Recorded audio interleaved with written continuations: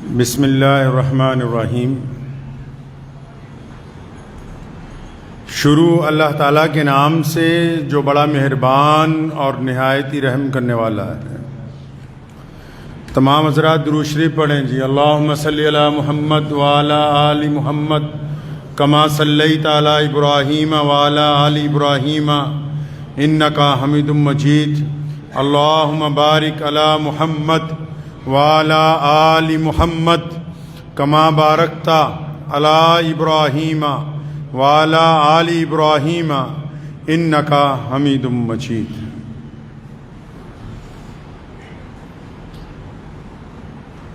جتھے میرے حضور دے قدم لگے صلی اللہ علیہ وسلم، جتھے میرے حضور دے قدم لگے اس تھان ورگی کوئی تھان نہیں ہو۔ جتھے میرے حضور دے قدم لگے اس تھان ورگی کوئی تھان نہیں ہو، تے جس دیاں قسماں عرش تے رب کھاوے، جس دیاں قسماں عرش تے رب کھاوے اس نام ورگا کوئی نا نہیں ہو۔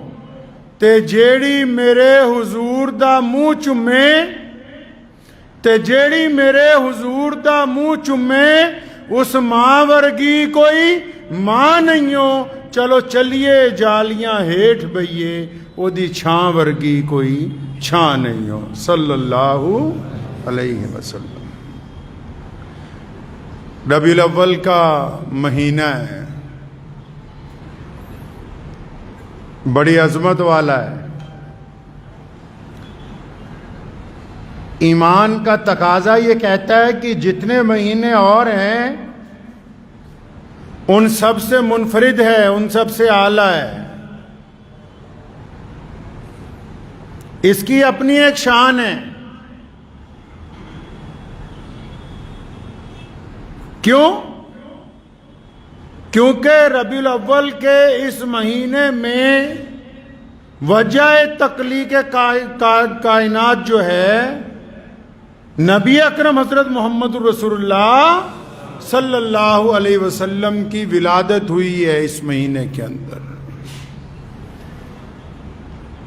اور اسی مہینے کی 12 تاریخ کو نبی علیہ السلام ہم سے ظاہری طور پہ پردہ فرما گئے، لیکن نبی علیہ السلام اپنے روضہ مبارک میں زندہ ہیں۔ وہ جس طرح انسان اپنی ہتھیلی کو دیکھتا ہے اس طرح محمد رسول اللہ صلی اللہ علیہ وسلم پوری امت کو دیکھتے ہیں۔ پوری امت کے سلام محمد رسول اللہ صلی اللہ علیہ وسلم کی حضور میں ان کے دربار میں پیش کیے جاتے ہیں۔ دائی حلیمہ کہتی ہیں کہ جب رسول اللہ صلی اللہ علیہ وسلم کو لے کے میں قبیلہ بنو سعد کی طرف واپس آ گئی تو میں کیونکہ بوڑھی تھی تو انہوں نے اپنی بیٹی حضرت شیمہ کے ذمہ لگایا کہ اپنے بھائی محمد کی تم نے خیال رکھنا ہے۔ تو حضرت شیمہ جو تھیں وہ بکریاں چرانے بھی روزانہ جایا کرتی تھیں۔ تو جب بکریاں چرانے جانے لگیں تو دائی حلیمہ نے دیکھا کہ انہوں نے حضرت محمد صلی اللہ علیہ وسلم کو جو اس وقت بالکل بچے ہیں گود میں اٹھا رکھا ہے۔ فرمایا شیمہ یہ آپ بھائی محمد کو کہاں ساتھ میں لے کے جا رہی ہو؟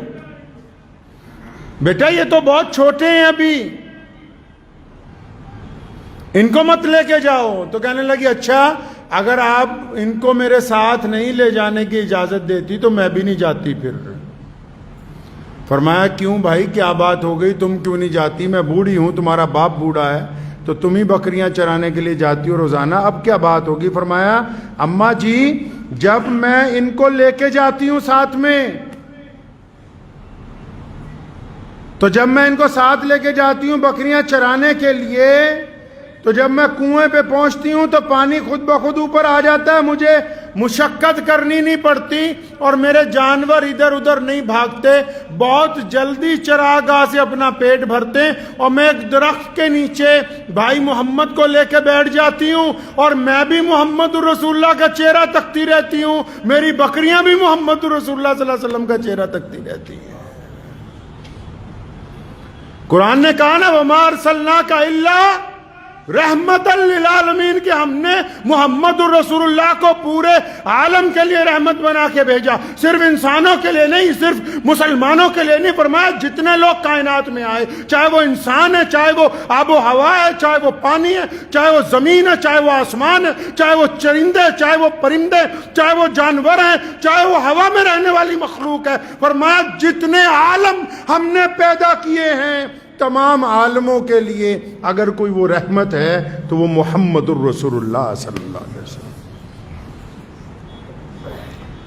یہ تو ان کے ولادت کی اتنی برکتیں ہیں کہ حضرت آمنہ، سیدہ آمنہ فرماتی ہیں کہ پیارے نبی حضرت محمد رسول اللہ صلی اللہ علیہ وسلم جب پیٹ میں تھے، فرماتی ہیں جب میں اگر کہیں جاتی تھی تو مجھے درخت اور ان کے پتے، ان کی ٹہنیاں جھک جھک کے سلام کرتے تھے، تو میں بڑی حیران ہوتی تھی کیا بات ہے، یہ پتھروں نے محمد الرسول اللہ صلی اللہ علیہ وسلم کو سلام پیش کیا۔ نبی علیہ السلام کی بہن حضرت شیمہ کے بارے میں لکھا ہے کہ وہ جب ضعیف ہو گئیں، بوڑھی ہو گئیں، تو ان کے قبیلے والے کہیں صحابہ اکرام رضی اللہ تعالیٰ اجمعین کے ساتھ کوئی جنگ ہوئی، سارے پکڑے گئے، تو قبیلے کا سردار پیسے اکٹھے کرتا پھر رہا ہے کہ پیسے دو، جزیہ دے کے چھڑوا لائیں۔ ان کے دروازے پہ آیا، پوچھا کس نے پکڑا؟ ہوگا محمد رسول اللہ کے ساتھیوں نے پکڑا۔ فرمایا مجھے لے چلو، میرے بھائی ہیں، میں ویسے ہی چھڑوا دوں گی۔ اس مہینے میں اللہ تبارک و تعالیٰ نے کائنات عالم کے اوپر رحم فرمایا کہ محمد رسول اللہ صلی اللہ تعالیٰ علیہ وسلم جیسی عظیم شخصیت کہ جن جیسا نہ پہلے کوئی آیا نہ اب قیامت تک کوئی آئے گا، رسول اللہ صلی اللہ علیہ وسلم کی یہ شان سب سے منفرد ہے۔ مانا کہ 1,24,000 انبیاء اس روئے زمین کے اوپر اترے ہیں، لیکن محمد رسول اللہ کی شان سب سے منفرد ہے، سب سے اعلیٰ ہے، سب سے عرفہ ہے۔ کیوں؟ کیونکہ محمد جیسا نہ پہلے کوئی آیا، نہ کوئی اب ہے، نہ قیامت تک کوئی آ سکتا ہے۔ مکہ مکرمہ کی زمین پر نبی علیہ السلام کے لیے حالات تنگ کر دیے گئے، تو اللہ کے نبی صلی اللہ علیہ وسلم مدینہ منورہ چلے گئے۔ 10 سال بعد جب واپس آئے مکہ مکرمہ کو فتح کرنے کے لیے، جس دن اللہ تبارک و تعالیٰ نے مکہ کی فتح عطا فرمائی رسول اللہ صلی اللہ علیہ وسلم کو، جب خانہ کعبہ کے صحن میں پہنچے، بیت اللہ کے ویڑے میں آئے، جب محمد رسول اللہ، تو وہاں پر جب اذان کا وقت ہوا نا، صحن بیت اللہ میں، تو نبی علیہ السلام کے قریب تمام اولو العزم لوگ، بڑے بڑے صحابہ اکرام رضی اللہ تعالی اجمعین جو عشرہ مبشرہ میں سے ہیں، اور جو قبیلے کے اعتبار سے بھی بڑے بڑے سردار ہیں، چودھری ہیں، جب نماز کا وقت ہوا سب لوگ ساتھ میں کھڑے ہیں، تو سب یہ سوچ رہے ہیں کہ آج نبی علیہ السلام اذان دینے کے لیے دیکھو کس کو کہتے ہیں،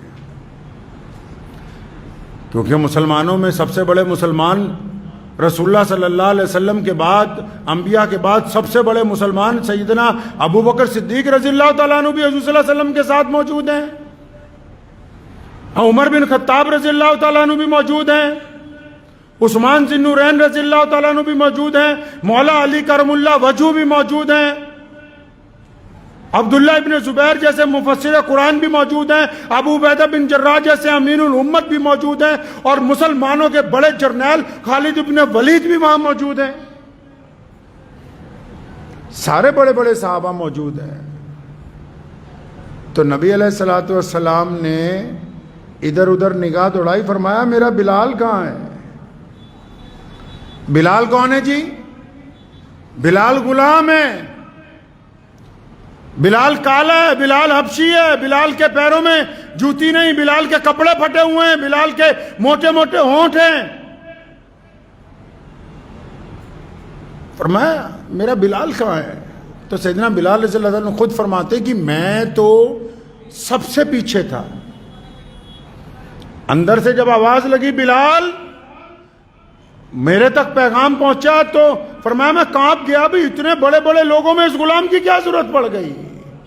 فرمایا بلال کو بلاؤ، آج بیت اللہ کی چھت پہ چڑھ کے اگر کوئی اذان دے گا تو میرا بلال دے گا۔ اور جب رسول اللہ نے یہ بات کہی تھی نا تو اس وقت چند لوگوں نے رسول اللہ کے کان میں ایک بات کہی کہ یا رسول اللہ آج تو ابو جہل کا پورا خاندان مٹی میں مل گیا، آج بڑے بڑے چودھریوں کی اقرات نکل گئی، آج مکے کے جو بڑے بڑے سردار بنے پھرتے تھے جنہوں نے اپنی ذات اور برادریوں کو اونچا بنایا ہوا تھا ان کی شان خاک میں مل گئی۔ یا رسول اللہ ایسے موقع پر اگر آپ ایک غلام کو بیت اللہ کی چھت پر چڑھائیں گے تو ان کی جو رئیسی عزت ہے وہ بھی ختم ہو جائے گی، آپ بلال کی بجائے کسی اور کو کہہ دیں۔ رسول اللہ صلی اللہ علیہ وسلم نے فرمایا خبردار، اگر مکے کی گلیوں میں محمد رسول اللہ کے نام پر مار کھانی ہو تو میرا بلال کھائے، پتھر کھانے ہو تو میرا بلال کھائے۔ یہ کیسے ہو سکتا ہے کہ پوری دنیا کا دشمن ایک طرف ہو اور وہ چاہے کہ ایک غلام کو سرداری نہ دی جائے آج کے موقع پہ؟ فرمایا اپنی رائے اپنے پاس رکھو، آج اگر کوئی بیت اللہ کی چھت پہ چڑھ کے اذان دے گا تو میرا بلال دے گا۔ نعرہ تکبیر! نعرہ تکبیر! حق نبوت! حق نبوت! نعرہ تکبیر! اب بلال نے جو بات کی ہے نا، بس وہ یہ واقعہ آپ کو اس لیے سنا رہا ہوں کہ سیدنا بلال نے کیا کیا ہے۔ پھر بلال کہتے ہیں جب مجھے کہا گیا تو میں بیت اللہ کی منڈیر پکڑ کے جب اوپر چڑھ رہا تھا، جتنے لوگ حج کرنے جاتے ہیں نا جی، جو رسول اللہ سے پہلے بھی جنہوں نے حج کیا، طواف کیا، اب بھی قیامت تک کریں گے، کوئی بھی بیت اللہ کی چھت پر نہیں چڑھا اذان دینے کے لیے۔ بلال واحد صحابی رسول ہیں جس نے بیت اللہ کی چھت کے اوپر چڑھ کے اذان دی، کیونکہ بیت اللہ کے چاروں طرف نماز ہوتی، بیت اللہ کی چھت پہ تو ہوتی نہیں۔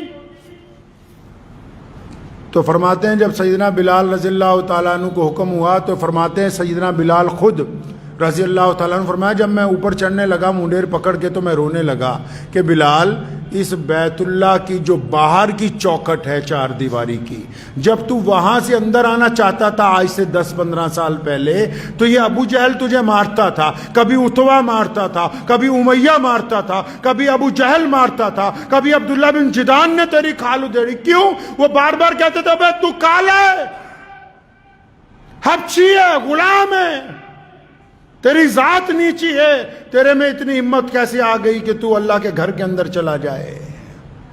فرمایا میری آنکھوں میں اس لیے آنسو تھے کہ بلال یہ جو مکے کے لوگ تھے یہ تو بیت اللہ کی باہر کی چوکھٹ سے تجھے اندر نہیں آنے دیتے تھے، آج تو خانہ کعبہ کی چھت کے اوپر چڑھ رہا ہے۔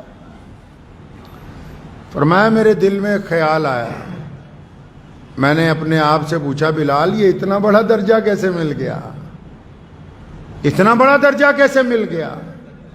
آج کل کسی کو کوئی درجہ مل جائے نا وہ کہتے نہیں میرا کمال ہے، آج کل کوئی بندہ بڑا بن جائے نا پھر تعریف سننے کے عادی ہو جاتے ہیں، یار یہ میرا کمال ہے۔ لیکن بلال محمد الرسول اللہ کے تربیت یافتہ ہیں۔ فرمایا جب دل میں خیال آیا کہ بلال یہ اتنا بلند مرتبہ ملا، کیسے ملا؟ فرمایا میری فوراً نگاہ محمد رسول اللہ صلی اللہ علیہ وسلم کی طرف گئی اور میرے دل نے کہا بلال سونے محمد رسول اللہ کی جو غلامی ہے اس کی وجہ سے آج تجھے یہ مقام ملا کہ تو بیت اللہ کی چھت کے اوپر چڑھ رہا ہے، محمد رسول اللہ کی غلامی کی وجہ سے یہ مقام ملا ہے۔ اور پھر فرماتے ہیں میں جب بیت اللہ کی چھت پہ چڑھ گیا، جب اذان دینے لگا تو اچانک میرے دل میں خیال آیا کہ بلال اب کعبہ کہاں ہے؟ کعبے کی چھت پہ تو خود محمد رسول اللہ نے تمہیں چڑھا دیا ہے. لوگ کعبے کے چاروں سمتوں سے نماز پڑھتے ہیں، جو جدھر سے آتے ہیں اس طرف سے خانہ کعبہ کی طرف منہ کر کے نماز پڑھتے ہیں. فرمایا مجھے خانہ کعبہ کی چھت پر چڑھایا گیا تو میرے دل میں خیال آیا کہ بلال اب کعبہ کہاں ہے؟ اب کعبہ کدھر گیا؟ کس طرف منہ کر کے آزان دینی ہے؟ قربان جاؤں سیدنا بلال کے اوپر. بلا شبہ اللہ تبارک و تعالیٰ نے آج تو کوئی سید کا بیٹا ہو تو سیدنا بلال کا نام لینا اپنے لیے خوش قسمتی کی بات سمجھتا ہے. اللہ نے ان کو اتنے درجوں سے نوازا ہے. جب خانہ کعبہ کی چھت پہ چڑھے، فرمایا جب میرے دل میں خیال آیا کہ بلال اب کعبہ کدھر ہے، تو فرمایا میں نے دیر نہیں لگائی، اپنا چہرہ بیت اللہ کے ویڑے میں، بیت اللہ کے صحن میں، جس طرف سونے محمد الرسول اللہ کھڑے تھے اس طرف اپنا چہرہ کیا، اور میرے دل نے کہا بلال کعبے کا اگر کوئی کعبہ ہے تو وہ محمد الرسول اللہ ہے.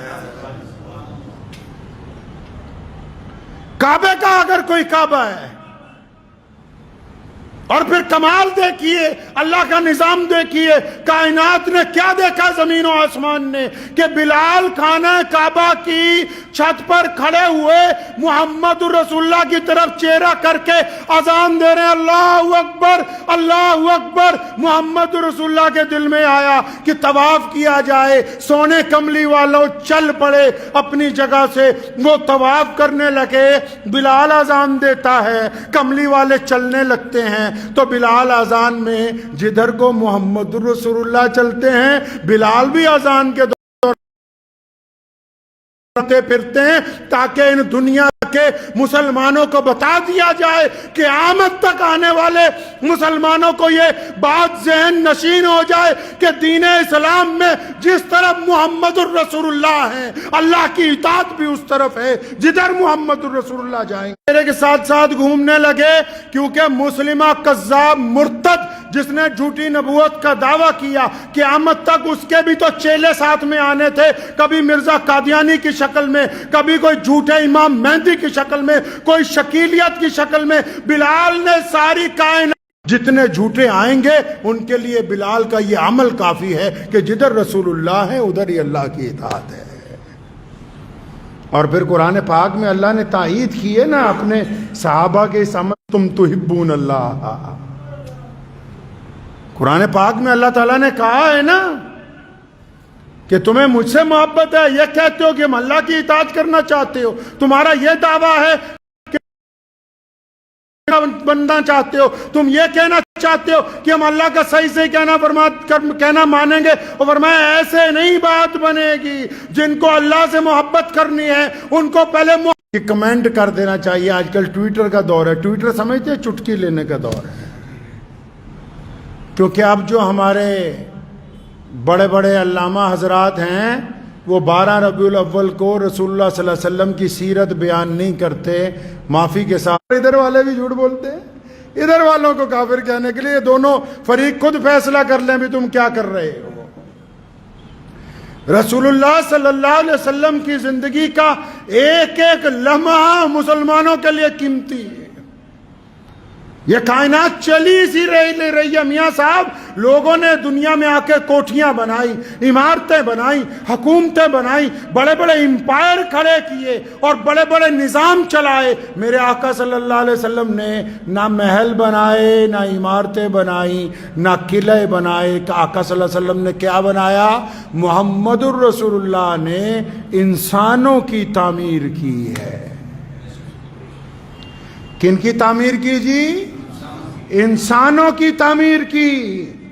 انسانوں کو جینے کا طریقہ سکھایا، ان کو ادب سکھایا، ماں باپ کا، بہن کا، بیٹی کا، کاروبار کے معاملات سمجھائے، عبادت کے طریقے ادا کیے، مزاج کے اندر پاکیزگی پیدا کی. تبھی تو آج پوری کائنات میں جس مرضی ملک میں چلے جاؤ، بڑے بڑے سرمایہ داروں کو صرف رسول اللہ صلی اللہ علیہ وسلم کے دین سے تکلیف ہے. کیوں؟ کیونکہ رسول اللہ صلی اللہ علیہ وسلم کائنات کی وہ پہلی اور آخری شخصیت ہیں جنہوں نے کہا کہ ایک خدا کی عبادت اور میری اطاعت کے ساتھ دنیا میں سے میں چھوا چھوت کا خاتمہ کرنے آیا. میں نے بڑے اور چھوٹے کو برابر کیا، امیر اور غریب کو ایک صف میں لا کے کھڑا کیا، گورے اور کالے کو برابری عطا کی. کائنات میں اگر انسانوں کی برابری کا پریکٹیکل نظام اگر کسی نے پیش کیا تو وہ محمد الرسول اللہ صلی اللہ علیہ وسلم ہے. ایک بڑا خوبصورت واقعہ مجھے آج نبی علیہ الصلوۃ والسلام کا یاد آ رہا ہے. فتح مکہ کے شام کا اسی دن جب نبی علیہ الصلوۃ والسلام مکہ مکرمہ کی فتح کے بعد جب بیت اللہ میں نماز ہو گئی، تمام معاملات ہو گئے، معاف کر دیا گیا. اور نبی علیہ السلام نے کن کو معاف کر دیا پتہ ہے؟ حضرت ہندہ، جنہوں نے رسول اللہ صلی اللہ علیہ وسلم کے سکے چچا کو قتل کروا کے کلیجہ نکال کے چبایا. مسلمانوں، تم تو آج بھائی بھائی کو نہیں معاف کرتا، رشتہ دار کو نہیں معاف کرتا. جس کا جب موقع آ جائے سوچتا ہے رگڑا لگا دو جتنا لگ سکتا ہے. سونے رسول صلی اللہ علیہ وسلم کی جب سرکار بنی مکے میں، حضرت ہندہ بھی آئیں. کون ہندہ؟ جنہوں نے حضرت امیر حمزہ کا کلیجہ نکلوا کے چبایا کہ میں ان سے اپنی دشمنی پوری آج کر رہی ہوں. جب وہ بھی آئیں معافی مانگنے کے لیے کہ یا رسول اللہ میں معافی مانگتی ہوں، مجھے اسلام کی دولت عطا کی جائے، تو اللہ کے نبی صلی اللہ علیہ وسلم نے ان کو بھی اسلام کی دولت عطا فرما دی. ابو جہل کے بیٹے حضرت اکرمہ رضی اللہ تعالی عنہ، قربان جاؤں رسول اللہ کی ایک ایک ادا پہ صحابہ کے آنسو آ جاتے تھے. حضرت اکرمہ نے جب آنا تھا، رسول اللہ صلی اللہ علیہ وسلم سے اپوائنٹمنٹ فکس تھی، آنا تھا ملاقات کے لیے. ابو بکر بیٹھے، عمر بیٹھے، عثمان بیٹھے، علی مولا رضی اللہ تعالیٰ اجمعین چاروں بیٹھے، اور بھی متعدد صحابہ بیٹھے. کالی کملی والے نے بڑی خوبصورت بات کی، فرمایا ابو بکر، عمر، میری بات سنو، اکرمہ آ رہا ہے، وہ معافی مانگنے آ رہا ہے، وہ اس نے دین کا کلمہ پڑھنا ہے. خدا کے لیے اس کو تانا نہ مارنا کہ تیرا باپ ابو جہل ہمارا مخالف تھا. کون ہے کائنات میں ایسا بتاؤ جو پاور میں آنے کے بعد بھی تانا نہ مارتا ہو؟ رسول اللہ صلی اللہ تعالی علیہ وسلم جس رات مکہ مکرمہ فتح ہوا ہے،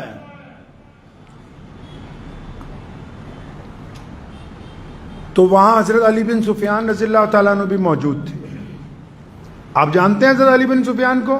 مکے کے گورنر ہیں، آسانی سے سمجھ لیجئے. اور اسی دن اسلام قبول کیا ہے جس دن مکہ فتح ہوا ہے. رسول اللہ صلی اللہ علیہ وسلم کے پرانے رشتہ دار ہیں، جاننے والے ہیں. وہ آئے، یا رسول اللہ ہماری کوٹھی پہ چلیں، وہاں دعوت ہے. آج کل تو مولوی بھی پیر بھی وہ گھر دیکھی دا بھی جتنے ودیا پربند ہوئے اتنے کھانا کھانا. جن لوگوں کو تم نے پیر بنا رکھا ہے اپنا، وہ پہلے ہی مریدوں کو پوچھ لیتے ہیں کوئی بڑھیا ٹھکانہ ہے تو وہیں رکیں گے، نہیں تو حضرت جی واپس آ جائیں گے. کیا سمجھا؟ کھیر کی کٹوری اگر کسی غریب کے آگے پہلے چلی جائے، مولوی کے آگے بعد میں جائے، تب بھی پنگا پڑ جائے. مولوی بھی وہ جن کو تم نے، جن کے بھگت ہو. باقی تو مولویوں کو تنخواہ بھی پوری نہیں دیتے، 7-8 ہزار روپیہ دو. تو نبی اکرم صلی اللہ علیہ وسلم کو انہوں نے کہا یا رسول اللہ ہمارے گھر، فرمایا نہیں. اور متعدد لوگوں نے کہا یا رسول اللہ ہمارے گھر، فرمایا نہیں. مکہ مکرمہ میں خانہ کعبہ کے قریب ایک محلے میں ایک ٹوٹا ہوا گھر ہے، مٹی کا بنا ہوا گھر ہے. اس میں ایک عورت حضرت ام ہانی رضی اللہ تعالیٰ عنہ بیٹھی ہوئی اپنے بچوں کو خوشخبری سنا رہی کہ آج مکہ جنہوں نے فتح کیا، آج جو لوگ آئے مدینے سے، ان کے جو سردار ہیں، جو امام الانبیاء ہیں، جو خاتم النبیین ہیں، جو اللہ کے سچے رسول ہیں، اپنے بچوں کو یاد دلا رہی کہ میں جن کا ذکر روزانہ کرتی ہوں، جن کا قرآن تمہیں پڑھنا سکھایا ہے، بیٹا آج وہ آ گئے، مکہ مکرمہ ان کو مل گیا. تو چھوٹے بچے نے پوچھا اماں جی آپ بڑی ان کی صفت کرتی ہیں. فرمایا بیٹا وہ میرے بھائی لگتے ہیں، میرے سکے چچا کے بیٹے ہیں. حضور اکرم صلی اللہ علیہ وسلم کے والد حضرت عبداللہ کی بھتیجی ہیں سکی. فرمایا بیٹا وہ میرے بھائی لگتے ہیں, ہم نے بچپن اکٹھے گزارا ہے. تو چھوٹے بچے نے پوچھا کہ اماں جی آپ کے بھائی لگتے ہیں, تو اس کا مطلب جب وہ مکے میں آ گئے تو ماموں پھر ہمارے گھر بھی آئیں گے. تو حضرت ام ہانی رضی اللہ تعالیٰ عنہ فرماتی ہیں ان کی آنکھوں میں آنسو آ گئے. فرمایا بچے کو ویسے ہی دلاسا رکھنے کے لیے کہا ہاں بیٹا آئیں گے. فرمایا میرے دل میں خیال آیا کہ ہانی رسول اللہ صلی اللہ علیہ وسلم تو آج بہت مصروف ہوں گے, اتنی بڑی فتح اللہ تعالیٰ نے عطا فرمائی, اتنے معاملات ہیں, اتنے قبیلے کے الگ الگ قبیلوں کے سردار آ رہے ہیں, اتنے جھگڑے ہیں, اتنے لوگوں کی معافیاں ہیں, عدالت لگی ہوئی ہیں, تو ان کو تھوڑی یاد ہوگا کہ ایک غریب بہن یہاں رہتی کہ جس کے خامد نے اس کو اس لیے چھوڑا کہ تو محمد رسول اللہ کا کلمہ پڑھتی. تو فرماتی ہیں کہ میں نے ویسے ہی بچے کو دلاسا دیا تو رات کا بھی پہلا پہر ہے, عشاء کی نماز کے بعد کا وقت ہے. تو فرماتی اچانک دروازے پہ کسی نے زور سے ذرا دستک دی. اندر سے حضرت ام ہانی رضی اللہ تعالیٰ عنہ نے بھی ذرا زور سے پوچھا بے کون ہے دروازے پہ. تو دروازے کے دوسری طرف سے آواز آئی ہانی اور دروازہ کھولو, میں تمہارا بھائی محمد رسول اللہ ہوں. ام ہانی نے دروازہ کھولا, 10 سال کے بعد اپنے بھائی کو دیکھا, نبی علیہ الصلوۃ والسلام کو دیکھا, نبی علیہ السلام کی آنکھوں میں آنسو ہیں. حضرت ام ہانی بھی رو رہی ہیں کہ آج بھائی میرے دروازے پر آئے, رات کا پہلا پہر ہے, 10 سال بعد جب ملاقات ہوئی, سارے بچے اکٹھے ہو گئے. نبی علیہ الصلوۃ والسلام جب اندر داخل ہوئے پہلی بات پوچھی ہانی کچھ گھر میں کھانے کے لیے ہے, کچھ ہے کھانے کے لیے. تو حضرت ام ہانی رضی اللہ تعالیٰ عنہ غریب تھیں. فرمایا یا رسول اللہ کچھ بھی نہیں, ایک روٹی کا ٹکڑا ہے سوکھا ہوا باسی اور سرکہ پڑا ہے. فرمایا لے آؤ. اسی کو پانی سے دھویا, بھگویا, نبی علیہ الصلوۃ والسلام کو پیش کیا. جو رسول اللہ صلی اللہ علیہ وسلم نے وہ کھا لیا نا. تو میرا ہمیشہ سے یہ ایمان ہے کہ اس رات نبی علیہ الصلوۃ والسلام نے جو اپنی بہن سے بات کی ہے, جب رسول اللہ صلی اللہ علیہ وسلم کے لیے بستر لگایا گیا, نبی علیہ السلام کو کہا, حضرت ام ہانی نے یا رسول اللہ بستر تیار ہے.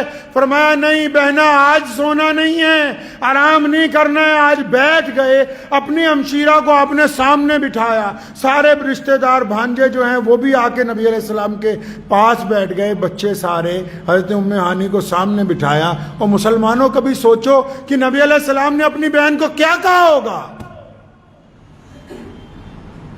تھوڑی اپنی بھی عقل لڑاؤ کہ اگر بندہ جب جماعت سے باہر آتا ہے, تبلیغی جماعت سے ہو کے آتا ہے, وہ اپنے بچوں کو کیا کہتا ہے, نماز پڑھا کرو. کوئی مولوی بن کے آتا ہے, اپنی ماں کو کیا کہتا ہے, پردہ کیا کرو. کوئی اجمیر شریف ہو کے آتا ہے تو تبرک کھاؤ. کوئی عرس پہ ہو کے آتا ہے تو لاؤ تمہارے لیے وہاں سے چادر لے کے آیا ہوں, تحفے لے کے آیا ہوں. کوئی دیندار بندہ جب اپنی بہن کے گھر پہنچتا ہے آج کی تاریخ میں بھی, چاہے وہ کوئی مولوی ہو, چاہے کوئی مفتی ہو, چاہے کوئی بڑے بڑے سے بڑا محدث ہو, چاہے وہ چلے کاٹ کے آیا ہو, چاہے وہ بریلی شریف سے ہو کے آیا ہو, وہ کیا کرتا ہے اپنے رشتہ داروں کے پاس آ کے اپنی دین کی چودراہٹ دکھاتا ہے. اچھا اگر وہ دیندار نہ ہو, دنیا دار ہو تو کیا کرے گا جی. اگر دنیا دار ہوگا, افسر ہوگا, تو آ کے اپنے رشتہ داروں کو کہے گا ہاں آج کل فلاں جگہ پوسٹنگ ہے, اتنے ملازم بدل دیے, اتنے سسپینڈ کر دیے, فلاں کام میرے انڈر ہے, فلاں ٹول ٹیکس کا میں یہ لگ گیا, فلاں یہ ہو گیا. وہ یہی باتیں کرے گا کہ فلاں شہر کا میں ڈی سی ہوں, میں کمشنر ہوں, اپنی باتیں بتائیں. اچھا اگر وہ کاروباری ہوگا تو کیا باتیں کرے گا اپنی بہن سے, رشتہ داروں سے, وہ فلاں بلڈنگ میں نے بنائی ہے, فلاں پراپرٹی ہم نے خریدی وہ بیچی ہے ابھی. یہ گاڑی اتنے کروڑ کی خریدی، یہ گھڑی اتنی مہنگی آئی، یہ تو تمہاری بھابھی پیچھے پڑ گئی تھی اس لیے یہ فلاں چیز خریدنی پڑی، اپنی ہانکے گا وہاں پہ۔ مطلب وہ جس لائن کا آدمی ہوگا، جس لائن کا بھی بندہ ہوگا، اس کو اپنی اس لائن پر ہی غرور ہے، چاہے وہ دیندار ہے، چاہے وہ دنیا دار ہے، چاہے وہ افسران کے طبقے میں سے ہے، چاہے وہ پیری فقیری میں ہے، تو وہ وہی باتیں بتائے گا۔ تو آپ سوچیں رسول اللہ صلی اللہ علیہ وسلم نے کیا کہا ہوگا اپنی بہن سے کہ صبح شام سبحان اللہ و بحمدہ پڑھا کرو۔ تھوڑا تصور میں جائیے، رسول اللہ صلی اللہ علیہ وسلم نے اس رات اپنی ہمشیرہ سے کیا کہا ہوگا کہ اپنے بچوں کو عالم بناؤ، تہجد کی پابندی کرو، قرآن پاک کی فلاں فلاں آیت کا حفظ کر لو۔ نبی علیہ السلام تو دین کے بانی ہیں نا جی۔ قربان جاؤں اپنے نبی علیہ السلام کی ایک ایک ادا کے اوپر۔ اس رات جب اپنی ہمشیرہ کو سامنے بٹھایا تو یہ نہیں کہا کہ نماز میں فلاں نفلوں کا اضافہ کر دو، فلاں تسبیحات کا اضافہ کر دو۔ اپنی ہمشیرہ کو سامنے بٹھایا اور کہنے لگے ہانی آپ تو مجھ سے بہت بڑی ہیں عمر میں، آپ عمر میں مجھ سے بڑی ہیں، 15-20 سال بڑی تھی غالباً۔ اور رسول اللہ صلی اللہ علیہ وسلم ام ہانی خود کہتی ہیں کہ رسول اللہ جب یہ ذکر کر رہے تھے نبی علیہ السلام کی آنکھوں میں آنسو تھے۔ فرمایا ہانی آپ کو پتہ ہے میں اپنی ماں کے پیٹ میں تھا، ابھی میری پیدائش میں 2-3 مہینے باقی تھے، میرے ابو حضرت عبداللہ کا انتقال ہو گیا، تو بتا تو نے میرے باپ کو دیکھا ہے، میرے ابو تھے کیسے؟ بتاؤ آج مجھے میرے والد کا چہرہ کیسا تھا، ان کی گفتگو کیسی تھی، قد و کاٹ کیسا تھا، چلتے پھرتے کیسے تھے۔ مکہ فتح کیا ہے آج رسول اللہ نے، اور وہ دین کے بانی ہیں، اور فتح کے بعد کس کا ذکر کر رہے ہیں ساری رات؟ ام ہانی کہتی ہیں کبھی اپنے ابو کا ذکر کرتے ہیں خود روتے ہیں ہمیں رلاتے ہیں، کبھی اپنی ماں کا ذکر کرتے ہیں خود روتے ہیں ہمیں رلاتے ہیں، کبھی حضرت عبد المطلب کا ذکر کرتے ہیں، کبھی اپنے چچاؤں کا ذکر کرتے ہیں۔ فرمایا ساری رات گزر گئی، ان لوگوں کو یاد کیا۔ رسول اللہ نے ہمیں سکھایا کہ مسلمانوں جب کسی مقام پر پہنچ جاؤ، جب تمہیں اللہ عزت دے دے، جب تم طاقتور بن جاؤ، جب اللہ تعالیٰ تمہارے میں طاقت لا دے، جب تم پرکشش بن جاؤ، پھر ڈینگے نہ ہانکنا، پھر ان لوگوں کو یاد رکھنا جو اس وقت تمہارے ساتھ تھے جب کوئی تمہارے ساتھ نہیں تھا۔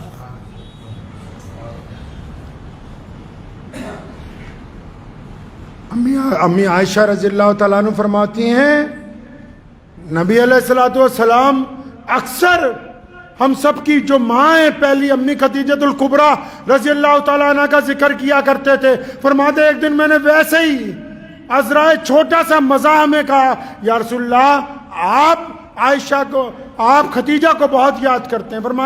فرماتی تھی کہ روزانہ حضرت خدیجہ کا ذکر کیا کرتے تھے۔ فرمایا ایک دن میں نے ویسے ہی کہا کہ آپ خدیجہ کا بہت ذکر کرتے ہیں، کیا بات ہو گئی؟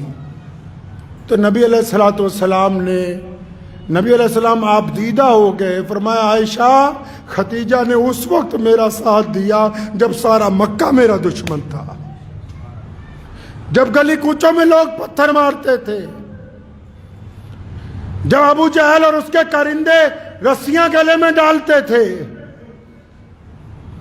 جب اتبا اور ولید جو ہے محمد رسول اللہ صلی اللہ علیہ وسلم کو نعوذ باللہ قتل کرنا چاہتے تھے۔ فرمایا عائشہ خدیجہ اس وقت میرے ساتھ تھی جب کائنات کا پتا پتا یہ تمام طاقتیں میرے خلاف لگی ہوئی تھی، اس وقت اگر میرا ساتھ سب سے پہلے کسی نے دیا تو خدیجۃ الکبریٰ نے دیا ہے۔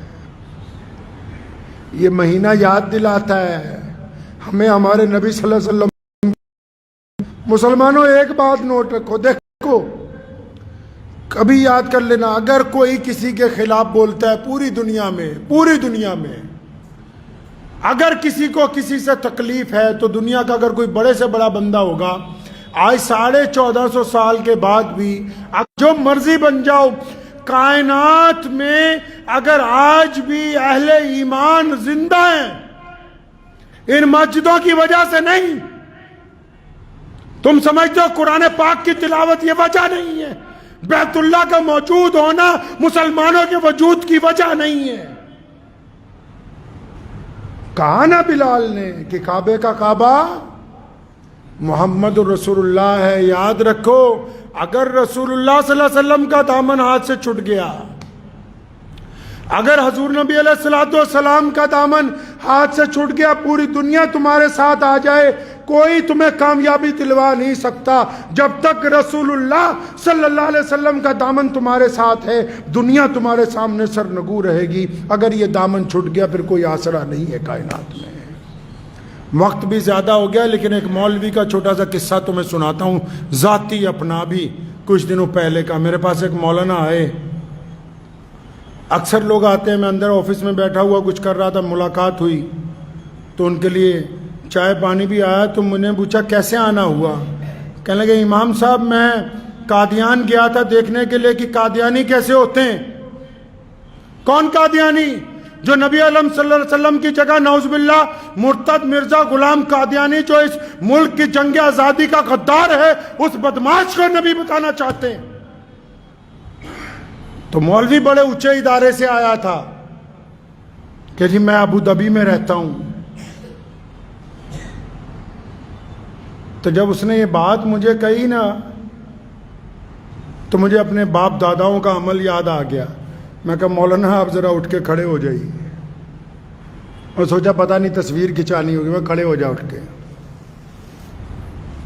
میں کیا بات, میں کھڑے ہوئیے اٹھ کے. تو سامنے دروازہ ہے, چپ چاپ آپ باہر نکل جائیے. کہنے لگا میں مسلمان ہوں. میں کہا مسلمان ہے؟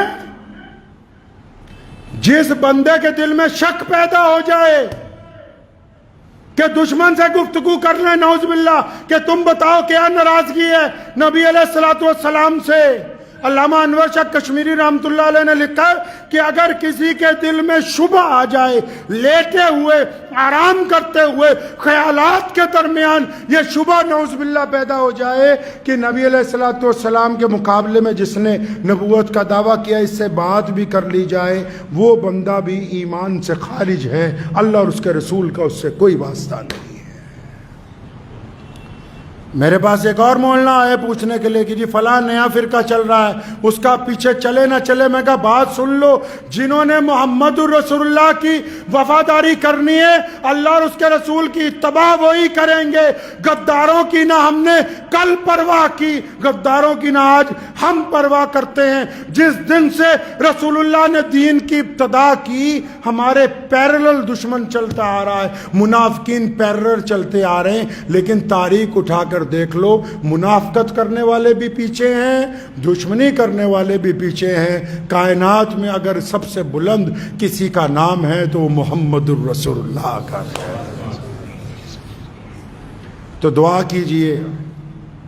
آپ لوگوں سے بھی میری یہی گزارش ہے کہ اس مہینے میں زیادہ سے زیادہ درود شریف پڑھنا ہے, کثرت سے درود شریف پڑھنا ہے, چپ چاپ غریبوں کا ساتھ دینا ہے, ناراضگیاں دور کرنی ہے, روٹھوں کو منانا ہے, آنکھوں میں شرم و حیا پیدا کرنی ہے, بنا کسی کا مذہب دیکھے ہوئے ہر مظلوم کی مدد کرنی ہے, بھوکوں کے منہ میں لقمہ ڈالنا ہے ایسے کہ وہ فوٹو فیس بک پہ نہ آئے, غریب کو اس طرح کمبل دینا ہے کہ غریب کی بے عزتی نہ ہو,